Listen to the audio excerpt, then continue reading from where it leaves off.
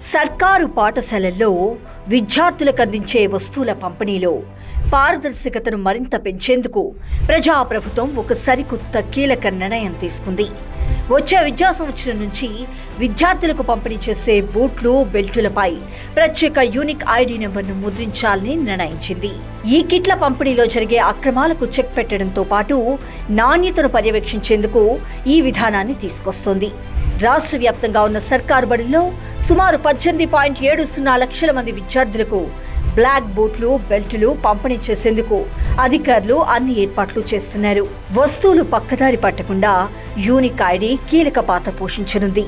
దీనివల్ల ఎక్కడైనా మార్కెట్లో కనిపిస్తే వాటిని సులభంగా ట్రాక్ చేయవచ్చని విద్యాశాఖ ఆలోచిస్తోంది. ఈ ఐడి ద్వారా ఏ వస్తువు ఏ స్కూల్కు వెళ్ళిందనేది గుర్తించడం చాలా ఈజీ.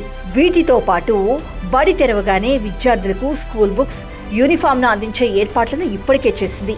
ప్రజాప్రభుత్వం బడిలో చదువుకునే ప్రతి విద్యార్థికి మరి ఎలాంటి ఆటంకాలు లేకుండా అత్యుత్తమమైన నాణ్యమైన విద్యను అందించేందుకు చిత్తశుద్ధితో పనిచేస్తోంది.